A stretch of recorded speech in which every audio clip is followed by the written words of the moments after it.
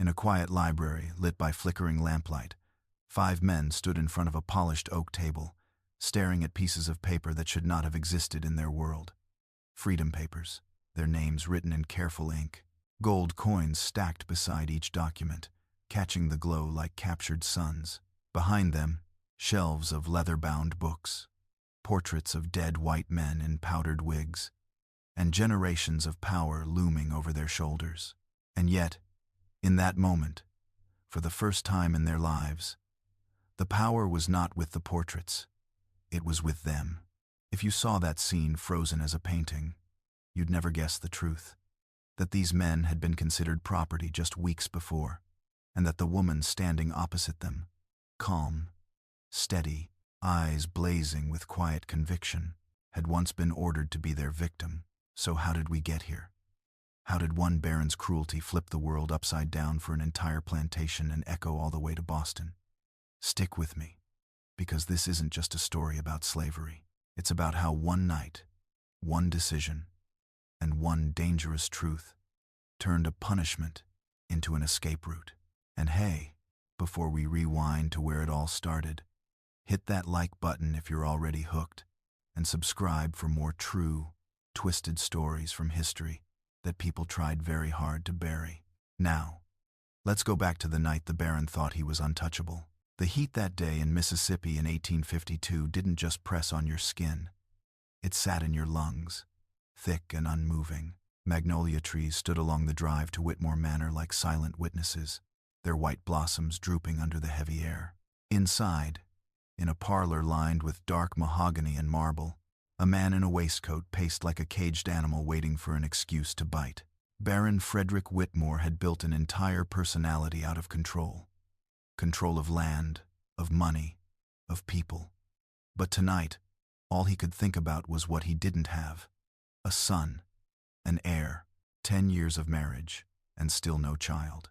10 years of watching other plantation owners boast about their growing dynasties, while his own lineage remained a question mark. He stopped in front of the fireplace, cheeks flushed, eyes hard. On the other side of the room, in a high-backed chair, sat his wife, Ella Whitmore, born Ella Henderson, hands folded precisely in her lap, eyes fixed not on the man raging in front of her but somewhere out beyond the tall windows, where the swollen sky hinted at a coming storm. 10 years, Frederick spat, his voice ricocheting off the polished walls. 10 years of marriage, and you have given me nothing. No son, no heir. Do you have any idea how they laugh at me, Ella? How they whisper? Her fingers tightened, so slightly that most people would have missed it. But she said nothing. Experience had taught her that words were gasoline on his fire. He continued, lips curling around each syllable like it tasted sour. The doctors have examined me. I am perfectly capable of producing heirs. It is your defective womb that has failed this marriage. Failed me. If you were standing there, what would you say? Would you scream? Would you cry? She did neither. When she finally spoke, her voice was soft but even. The doctors cannot say with certainty that— Silence, he snapped, raising his hand like a judge slamming a gavel. I have made my decision. He walked to the door and called into the hallway. Mitchell. Heavy boots clacked against the polished floor. Overseer James Mitchell stepped in, broad-shouldered, leathery, the kind of man who had seen and delivered far too much pain. Behind him came 5 enslaved men in worn work clothes, damp with sweat and dust from a day that should have been over by now. To Frederick, they were just bodies. To Ella, they were names she knew. Josiah Head Carpenter, about 42. Streaks of gray at his temples, eyes that watched everything and judged silently. Marcus, only 23, the stable hand, quick on his feet and quicker to smile, though there was none of that left on his face right now. Daniel, 35, with hands like tree roots, built by long days in the fields.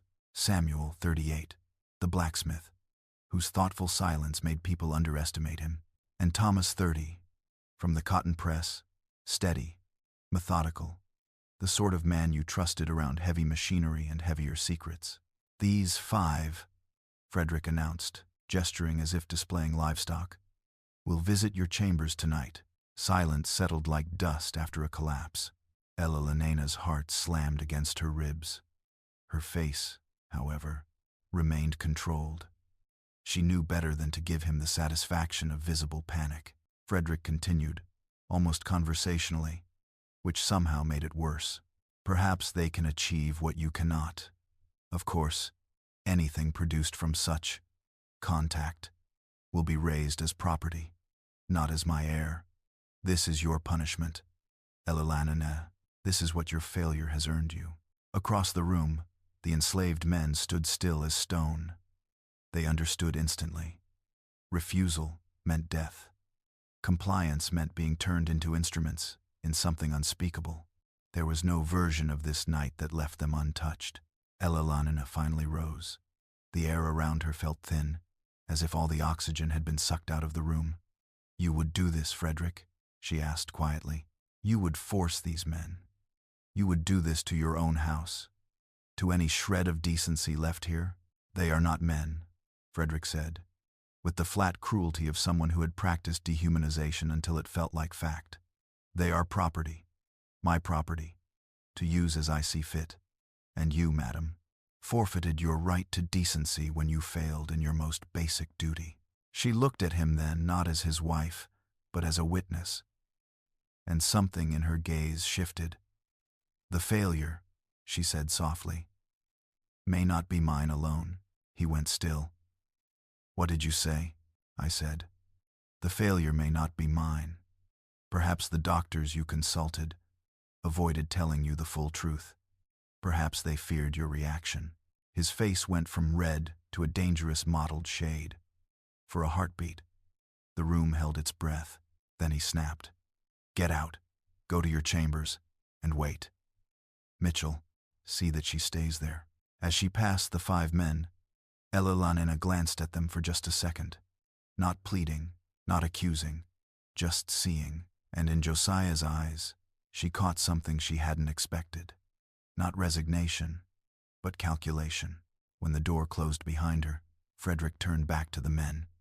You have your orders, he said. Refuse, and I will have you whipped until your flesh comes off in strips. Comply, and you'll receive extra rations for a month. Mitchell will take you when it's time. Outside, thunder grumbled. The magnolia branches bent in an uneasy wind. In the slave quarters, rumors flared like sparks in dry grass. The Baron had finally gone too far. Everyone felt it. But feeling the line had been crossed was one thing. Doing something about it was another. Behind the carriage house, in a narrow strip of space that smelled of hay and oil, Josiah pulled the other 4 men together. Twilight had smeared the sky into bruised colors, and the first drops of rain tapped against the roof. We can't do this, Marcus whispered, voice shaking. It ain't right.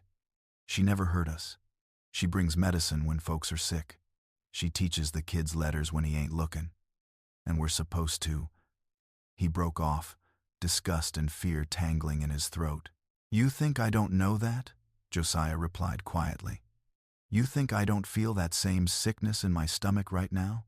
Daniel shifted, big hands curling into fists.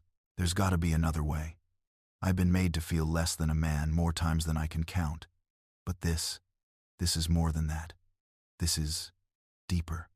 We got families. We got what little dignity they haven't beaten out of us yet. For a moment, no one spoke. Rain started to fall harder, drumming softly on the roof, like fingers on a table, counting down to something. It was Samuel who finally broke the silence. What if, he said slowly, we don't refuse, but we also don't do what he wants? Thomas frowned. How you supposed to do both? Samuel's gaze drifted toward the big house. We go, like he ordered. But instead of doing what he thinks, we talk. We take this thing he meant for evil and turn it into a weapon against him. Marcus stared. You talking crazy. He'll know. He'll send someone to check. Marcus. Josiah raised his hand. Hear him out. Samuel's voice stayed low. Miss Elena ain't like him. We all know that. She's trapped same as us, just with better furniture. What if we tell her what we know? What we've seen? About the Baron. About that cabin down by the river. Daniel frowned. What cabin? Josiah looked around, making sure they were alone. The one he disappears to 3 nights a week. You know Rose? Quiet girl, keeps to herself. Always seems elsewhere. They all knew her. A woman who existed on the edges of things. Rarely in the fields, rarely in the house.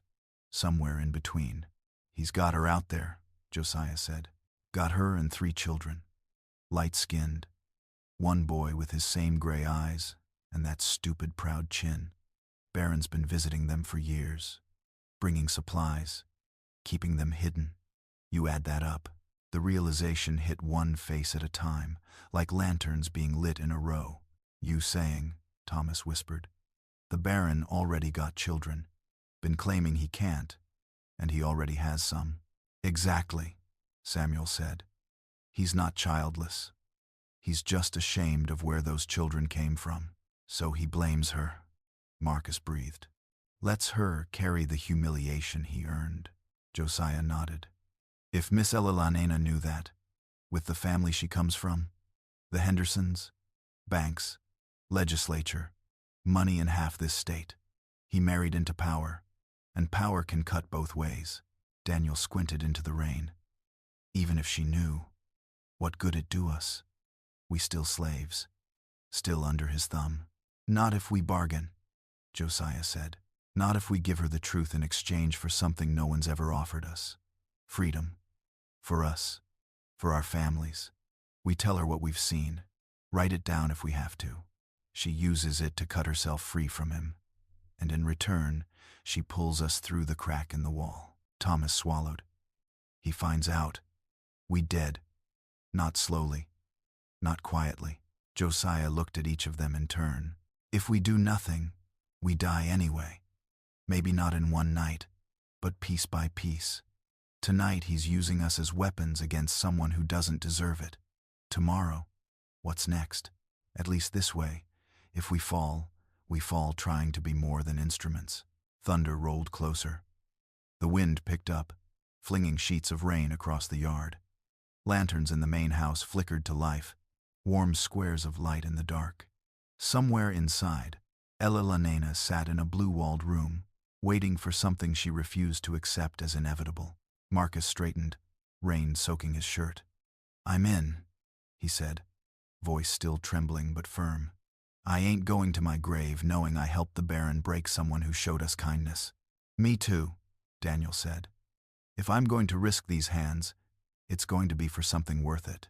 Thomas nodded. Samuel didn't need to say anything more. They all turned toward the house. As they walked through the storm toward the manor, something subtle shifted. They were still legally enslaved, still under threat, but in their minds, in their posture, in the way their feet hit the muddy ground, they were no longer just following orders. They were carrying a plan.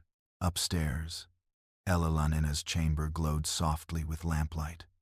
Pale blue walls, French furniture, embroidered linens, a gilded cage on the second floor of a world built on ownership. She sat rigid at the edge of the bed, still in her day dress, refusing to prepare for anything. Lightning flashed, briefly wiping color from the room. When the knock came, it felt like the end of something. Come in, she said, voice steadier than her pulse. The door opened. 5 men stepped in, soaked from the storm. Mitchell moved to follow, but Josiah turned, shoulders squared. Baron said we was to attend to Mrs. Elalanena, he said carefully. Didn't say nothing about you watching. Mitchell hesitated.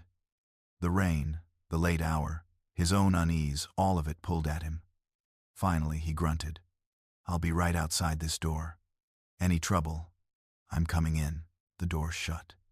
His boots moved a few paces away. Then there was only the storm, the lamplight, and the 6 of them. I am so sorry, Elalanena blurted before any of them could speak. Her composure cracked just enough for the pain to spill out. I never wanted. I would never ask anyone to. We know, ma'am, Josiah said softly. He threw a glance at the door, then at the window. gauging the muffling effect of the rain. His voice dropped. "We ain't here to do what he ordered," he said. "We're here to tell you the truth. If you were her, in that moment, what would you think? That this was a trick? A test? A delay before the inevitable?" She stood very still. "The truth about what? About why you ain't got children," Samuel said quietly. "Because it's not the reason he told you." For the next several minutes, as thunder rolled and rain pounded like 1,000 fists on the roof, the 5 men laid out everything. The hidden cabin, Rose, the 3 children, the boy with Frederick's exact features, the secret visits under darkness, the supplies carried in private, the lengths he went to keep it all out of sight. Elalanina listened, one hand pressed to her stomach, as if bracing against a physical blow. "All this time," she whispered when they were done, "all this time he called me barren. All this time he let me carry that shame, while he knew, while he had proof that the problem was never what he claimed." "Yes, ma'am," Josiah said. "And we think he planned tonight to make sure you never push back, never look deeper. If he breaks you enough, you stop asking questions." She walked to the window, staring out at the blurred landscape. The Baron had always been dangerous. But now, she saw a different shape to his cruelty. Not just anger, but calculation, cowardice, and the terror of being exposed. When she turned back to them, there was something new in her eyes.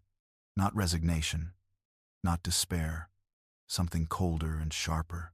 "He has underestimated me," she said quietly. "And he has underestimated all of you." Marcus shifted. "Ma'am, we took a risk coming here like this. If he finds out, he won't," she cut in. "Not from me, but I need something from you. If I'm going to turn this into the weapon it can be." Josiah's jaw tightened. "What do you need?" "I need witnesses," she said. "Sworn statements of what you've seen at that cabin. Dates, descriptions, anything my brother, who is a lawyer and a legislator, can use to prove fraud. Frederick married me under false pretenses. That gives us grounds to tear the marriage apart." Daniel frowned. "That might set you free, ma'am. But what about us?" She met his gaze head on. "If I walk away and leave you here, then I am no better than he is. Help me with this, and I will use every ounce of my family's influence to purchase your freedom and the freedom of your immediate families. It may not be quick, it may not be simple, but I will not abandon you." Thomas swallowed. "Begging your pardon, ma'am, but words is easy. Papers with your name on 'em, that's different. How we know you'll keep your word once you're safe?" "A fair question," she said. "Tonight, I will write a letter to my brother, explaining everything and instructing him to secure your freedom if anything happens to me. I'll also give each of you a written promise, hidden, that states my intent. It won't be legally binding, but my family's honor still has weight in this state." Josiah studied her face. There it was again, that steady, unflinching sincerity. No flinching, no excuses. He nodded slowly. "We'll help, but we gotta make tonight look like what he wanted. Mitchell's right outside. The Baron will want details." She nodded. "Then we stage it. We tear the dress. We disturb the room. I cry until my throat hurts. If he brings a doctor," her cheeks colored, but her voice didn't shake, "they will find that nothing happened. I will tell him you were unable, out of fear, out of revulsion. His ego will accept that. It will confirm everything he already believes about me." Lightning flashed, etching the 6 of them in the brief white blaze. A baron's wife and 5 enslaved men, standing not as enemies or tools, but as co-conspirators. "This is mad," Marcus whispered. "If any piece of this goes wrong, we suffer," she finished. "Yes, but we suffer anyway if we do nothing." For a long moment, no one moved. Then Josiah did something that would have been unthinkable in daylight. He held out his hand to her. "We got a deal, Miss Elalanina," he said. "You help us, we help you. We become each other's secret weapons against the Baron's tyranny." She took his hand without hesitation. Outside, the storm raged. Inside, they began to write. Statements on paper, letters in careful script. A plan built out of truth, wrapped in a lie the Baron would swallow whole. By the time the rain began to soften and the first pale hint of dawn touched the horizon, the room looked exactly like the aftermath Frederick wanted to imagine. But under the bed, behind a loosened board in a wardrobe, and in the minds of 6 very determined people, something far more dangerous than shame had been planted. If you've made it this far, tell me in the comments. If you were one of the 5 men, would you take that risk? Would you gamble your life on a promise and a plan? Comment risk if you would have walked into that room with the truth, or OBEY if you think you would have followed orders to survive. Because as you're about to see, that one choice changed everything. 3 weeks passed, and on the surface, Whitmore Manor looked unchanged. The fields still filled with bent backs at sunrise. The overseer's whip still cracked through the heavy air. The Baron still rode out on his horse like a king inspecting his kingdom. To visiting neighbors, everything looked restored. The scandal he'd engineered within his own home was just one more private cruelty in a world full of them. But if you knew where to look, you'd see it. The tiny fracture lines. Elelanina moved through the house with the same careful grace as always. Head slightly bowed, voice soft, presence shrinking whenever Frederick entered a room. To him, and to anyone watching casually, she looked broken, humiliated, exactly as he'd hoped. He took her silence as proof that his punishment had worked. What he didn't see were the letters, slipped into the laundry basket and then into the hands of a trusted house servant, hidden in a bread delivery, passed along to a cousin traveling into the city. Her brother, James Henderson, received them in pieces like a puzzle. Accounts of a river cabin, names, dates, descriptions of 3 children, and the man who fathered them, while publicly claiming he could not. In her wardrobe, behind a loose board, she hid the sworn statements written that stormy night statements from Josiah, Marcus, Daniel, Samuel, and Thomas. Each one described, in their own words, what they'd seen. The way the Baron vanished certain nights, the supplies he carried, the laughter of children inside a cabin no one was supposed to know existed. She also started a new habit, a diary. Every time Frederick left the main house, she noted the time, which direction he rode, how long he was gone. When he returned with mud on his boots from the riverbank, it was all fuel, all tinder. Meanwhile, the 5 men went about their days, giving no indication that anything had changed. Josiah repaired a broken stair. Marcus brushed horses. Daniel moved in neat lines through rows of cotton. Samuel's hammer rang from the forge, shaping metal that would outlast them all. Thomas kept the cotton press moving, the rhythm of his work as steady as his heartbeat. On some days, they caught brief glimpses of Elelanina across courtyards or through windows. A nod here, a glance there, no words. It was too dangerous. But in those quick contacts, they passed messages all the same. I'm still working. Hold steady. Not yet, but soon. The change, when it came, started quietly. It was a Tuesday morning. The kind of morning that began with sticky heat and the metallic taste of another long day. Frederick sat in his study, going over ledgers and letters with the frown of a man who believed numbers should bend when he glared at them hard enough. Baron Whitmore, the butler said from the doorway. You have visitors. James Henderson, sir. And a Mr. Pettigrew. Frederick's brows shot up. James? Unannounced, he forced a smile that didn't reach his eyes. Send them in. James Henderson entered with the ease of someone who owned half the banks in the state and didn't need anyone's permission to walk into a room. Tall, thin, with steel-gray hair and colder gray eyes, he carried a leather case under his arm. Beside him walked a shorter man with neat clothes and a face that seemed built to give bad news for a living. James, Frederick boomed, coming around the desk with open arms. This is a surprise. You should have sent word ahead. We'd have. This is not a social visit, James said, ignoring the gesture. His voice didn't rise, but the finality in it made the room feel smaller. We need privacy. Frederick's smile faltered. Leave us, he snapped over his shoulder. The butler vanished. The study door clicked shut. For a moment, The only sound was the ticking of the grandfather clock and the faint scratch of branches against the window. "What's this about?" Frederick demanded, dropping back into the power seat behind his desk.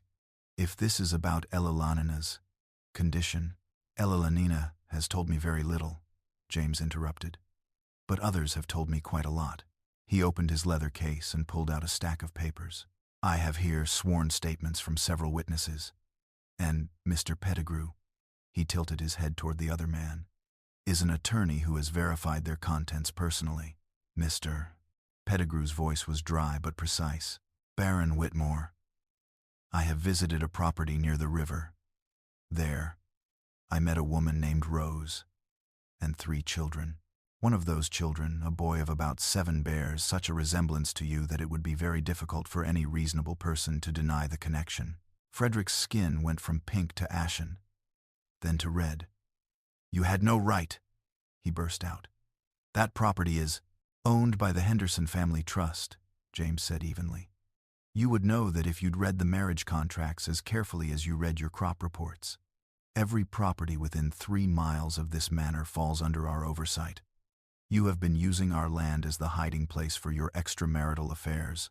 He tapped one of the statements. "At the same time, you represented yourself to my sister as unable to father children. For 10 years, she has carried the humiliation of that lie. That alone would be enough to destroy this marriage legally. The rest—" He let the word hang there, heavy. Frederick tried to recover ground. "Whatever she told you about what happened here." "She didn't have to tell me," James said calmly. "The men you ordered to her chamber that night told her the truth about your hidden children. And she told me that part. The rest I confirmed myself." The clock ticked. Somewhere outside, a bird chirped and then went silent, as if even it sensed the tension. "What do you want?" Frederick asked, finally, voice tight. "An annulment," James said. "On grounds of fraud and breach of contract, Elalanina will return to her maiden name. She will retain control over her dowry properties and receive a financial settlement. You will keep enough resources to live on, but your political and social standing will be significantly reduced." Frederick's hands curled into fists. "You can't simply strip me of—" James held up one finger. "I'm not finished. There is another condition." Here it came. "There are 5 men on this plantation," James continued. "Josiah, Marcus, Daniel, Samuel, and Thomas. You will sign their freedom papers today, the same for their wives and children, where applicable. In addition, you will provide each head of family with $200 and a letter of reference." Frederick actually laughed. It wasn't a pleasant sound. "You want me to free my own slaves and pay them? On what authority?" James opened one last document and placed it on the desk. "On the authority of this," he said. "Elalanina's testimony about what you ordered those men to do to her that night. If you refuse our terms, I will pursue the annulment publicly and introduce this account into the record. Whatever else these men are to your peers, they are still considered subordinate. Forcing them to violate your wife will disgust people who tolerate nearly everything else you do. Your name would become poison even in your own circles." For a long moment, Frederick stared at the paper as if it were a coiled snake. His shoulders sagged. The fight drained out of him, leaving a man who suddenly saw, very clearly, how small he actually was. "Bring me the papers," he said hoarsely. "I'll sign." Hours later, the library that had once been a place where deals were made over brandy and cigars became something else. A courtroom, a confessional, and a doorway. Josiah, Marcus, Daniel, Samuel, and Thomas stood in a line. Their families clustered behind them, wives holding small children, older ones clutching at skirts or trousers, everyone dressed in their best, though best was still worn and patched. On the table lay 6 sets of documents, neatly arranged. Beside each, a stack of gold coins. Elalanina entered, no longer the bowed, humiliated woman of 3 weeks ago. Her posture was straight, her eyes were clear. In that room, in that moment, she was more Henderson than Whitmore. "Gentlemen," she said, addressing them with a word no one in that house had ever used for them before, "I cannot undo the years that were stolen from you. I cannot erase what this place has done to your bodies and your spirits, but I can keep the promise I made on that stormy night." She gestured to the papers. "These are your freedom documents, properly notarized. These coins are yours as well.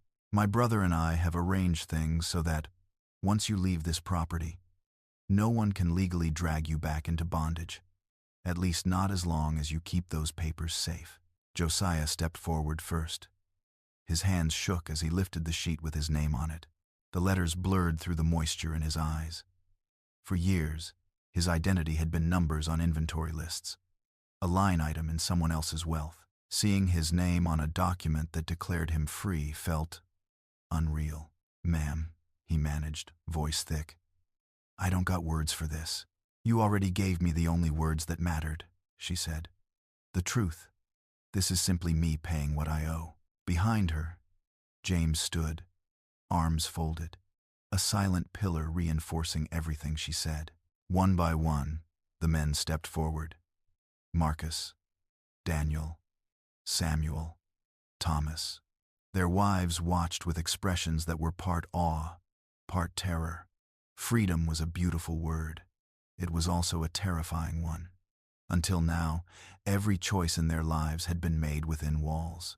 Now the walls were opening, and beyond them was what, exactly? "You do not have to decide your entire future tonight," Elena said, anticipating the swirl of emotions. "My brother has arranged contacts in the north. There are communities there where free black families can work, learn, live. If you choose to go, we will help you get there. If you choose to go elsewhere, that is your decision." For the first time, it truly is your decision. Thomas looked up, eyes wet. "You're leaving too, ma'am?" "Yes," she said. "I'm returning to my family. To Boston, for now. This house was never really mine, only my cage. I don't intend to live in cages anymore." Silence settled over them for a heartbeat. Then Pearl, Thomas's wife, asked the question hanging in the air. "What about him? Frederick?" Elena's mouth tightened. "He will keep some land, some money, but not our influence. Doors will close to him. Business alliances will crumble. The world will see him for what he truly is, even if they don't call it evil out loud. The punishment he chose for me has become the judgment on him." The sun was setting when they finally walked down the long drive. The manor behind them glowed with lamplight, its windows watching them go. In the past, any journey down this road had been temporary. A trip to town, to the fields, to another place they didn't own and couldn't choose. This time was different. At the end of the lane, the 5 men paused, their families clustering close. The open road split into directions none of them had ever had the right to pick between. Marcus looked at Josiah. "What do we do now?" Josiah took a breath, feeling the impossible weight of the future and the equally impossible lightness of no longer carrying chains. "Now," he said softly, "now we live. We find our people. We head north. We build something that belongs to us. And one day, when our children ask how we got free, we tell them the truth. Not just about what he did, but about what we did." As they stepped onto the road, leaving the plantation behind, it was like walking off the edge of a map. No guarantees, no safety nets, just a fragile stack of papers, some coins, and a story that was still being written. If you're still with me, comment "Free Road" so I know you're walking this road with them into the next part. Because 6 months later, in a city covered with snow, this story doesn't end. It evolves. 6 months after that stormy night, winter sat on Boston like a heavy quilt. Snow blanketed rooftops and muffled wagon wheels.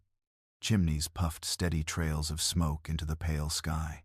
For people who had spent their lives under a sun that punished more than it warmed, the cold felt alien, sharp, and weirdly clean. In a respectable boarding house near Beacon Hill, a fire crackled in a small sitting room. At a modest wooden desk near the window, Elena Henderson, no longer Whitmore, sat with pen in hand, writing yet another letter. Her script flowed steadily, the product of good schooling and a mind that had decided it was done being passive. There was a knock at the door. "Come in," she called. The door opened to reveal Josiah, not in tattered work clothes now, but in a simple, clean coat. The lines on his face were still there, but they sat differently. His shoulders no longer curved around an invisible weight. Around him clung the smell of wood and sawdust instead of fields and sweat. "Afternoon, Miss Ella," he said, brushing a few snowflakes from his sleeves. "Hope I ain't disturbing you." "Never," she said, standing to greet him. "Please, sit. How is the carpentry going?" A slow smile spread across his face. "Better than I ever let myself dream it could. Me and Marcus, we got 3 orders lined up for March already. Folks up here, they care about craft, about good work. We make something with our hands, and they pay fair for it." He chuckled softly, shaking his head like he still didn't quite believe it. "Daniel's working the docks," says the cold bites, "but he likes the honest tiredness at the end of the day. Thomas is at a textile mill. Samuel's apprenticing with a proper blacksmith in Cambridge, learning techniques we never even heard of." "And your families?" she asked. Josiah's eyes lit with something softer. "My wife still wakes up some nights, expecting to hear the overseer's bell. But she's starting to sleep through, till morning more. The children," his voice caught, "they go to school. Real school, with books and slates and everything. Sometimes I pass by the window and see my boy sounding out words, and I just stand there, till my eyes start to sting." Ella smiled. "Freedom always feels unreal at first, like a coat that doesn't quite fit yet. But it will," he nodded. The smile faded, replaced by a more serious expression. "I got news from down south," he said, "from someone who came up on a ship last week, about the Baron, Frederick. Even here," his shadow reached, though more as a fading echo than a looming threat. "What kind of news?" she asked. "Bad for him," Josiah said plainly. "Without your family's backing, without those business ties, things going downhill. Crops failed more than he planned for. People don't want to lend to him. Word is, he might have to sell off parts of the plantation." She listened, feeling a complicated mix of satisfaction and melancholy. There was no duty in her to mourn him, and yet there was a sadness in knowing a person could have chosen differently, and simply didn't. "And Rose?" she asked. "And the children?" "Your brother saw to them before things got worse," Josiah said.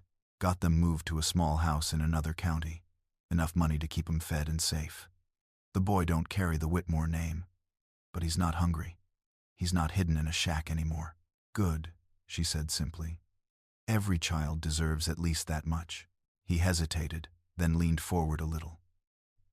"Me and the others been talking," he said. "We're grateful for what we got, for these lives we building. But we keep thinking about the ones still down there, still on roads we walked. There's people up here running something they call the Underground Railroad, helping folks escape from slavery.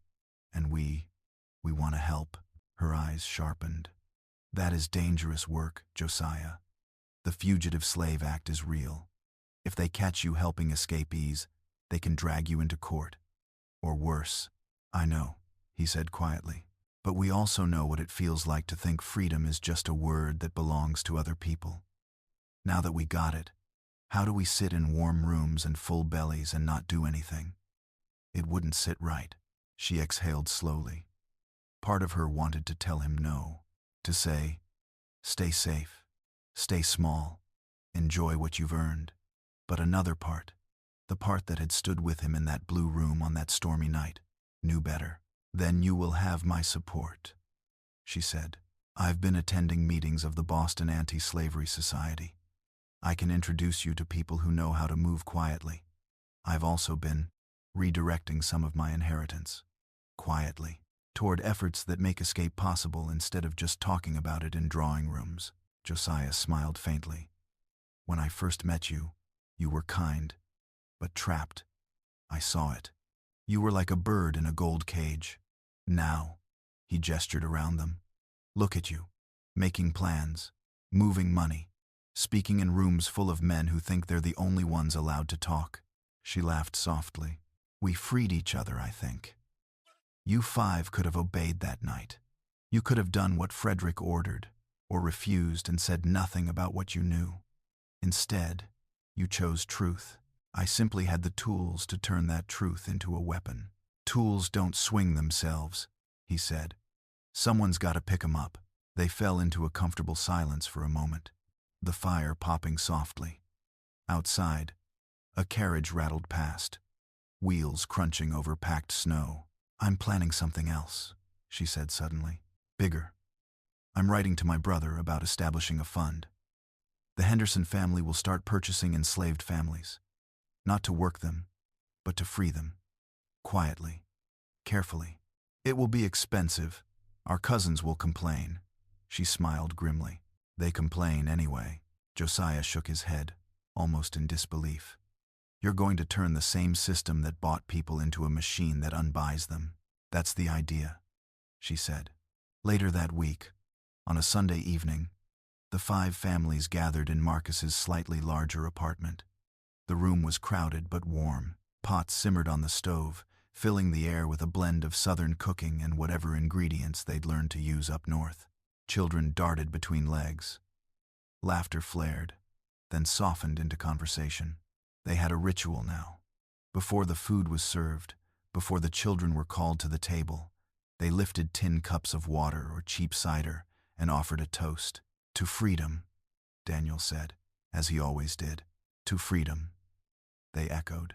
This time, Samuel added, and to those still waiting for theirs. Pearl, Thomas's wife, looked around at the crowded, noisy room. I've been thinking about what we tell our children, she said softly. They growing up free. That's a blessing. But if they don't know where we came from, what was done to us, will they understand how precious this is? Will they know what to fight for? We tell them the truth, Marcus said. All of it. Not just the ugly parts, but the hopeful ones too. We tell them about that night back in Mississippi, how we walked into that room, thinking our lives were over, and walked out with a plan instead. We tell them about Miss Ella Lenena, Sarah, Samuel's wife, added, about a white woman who could have pretended she didn't see us, who could have let us be sacrificed for her husband's pride, but didn't. Josiah nodded. We tell him that systems built on cruelty look unstoppable until they crack, and that sometimes the crack starts with a handful of people deciding, no, not like this. As the night wore on, they shared not just memories, but dreams. Marcus talked about saving to open his own carpentry shop one day, with his name on the sign out front. Daniel wanted a bit of land of his own, to grow what he chose and walk it knowing no one could sell it or him away. Thomas was learning to read and write more fluently, Pearl correcting his letters with gentle patience every night. Samuel spoke of traveling, maybe one day seeing how blacksmiths worked in other countries. Sarah's eyes lit up when she talked about her midwifery training. She wanted to be the one who caught the first breath of children born free. And Josiah, the eldest, spoke last. I want to live long enough to see my grandchildren, he said. Not just alive, not just technically free. I want to see 'em grow up in a country where nobody can be owned by anybody. I don't know if I'll live that long, but I believe it's coming. It has to. Nothing this wrong can stand forever. Outside, snow fell in slow, steady flakes, softening the hard edges of the city. Inside, in that crowded little room, something bigger than any one of them was taking shape. A new kind of legacy. Years later, when war finally ripped the country open and laws began to change, some of the children in that room would be adults. They'd remember the stories their parents told. They'd know that the end of slavery didn't start with generals and proclamations, but with smaller acts of defiance. With one night in a blue-walled room where a baron's wife and 5 enslaved men decided they were done being pieces in someone else's cruelty. When Ella Lenena eventually died, many years later, she was buried in a small cemetery outside Boston. The families she'd helped stood around the grave, children and grandchildren in dark coats, snow-dusting shoulders and hats. Her tombstone didn't list her family's titles or wealth, just a simple inscription chosen by the 5 men who had once walked into her room expecting to be used as weapons. She saw us as human. She kept her word. She chose freedom for all. In the end, that's the real twist. Not that a baron lost everything. Not that 5 families escaped. But that people who should never have had power over each other chose to use what they had to pull each other out, instead of pushing each other down. If this story hit you in the chest even once, comment human down below so I know you made it to the end, and share this with someone who thinks one person or one night can't change anything. Because somewhere between the magnolia trees in Mississippi and the snow-covered streets of Boston, a woman in a blue dress and 5 men who refused to be weapons proved otherwise.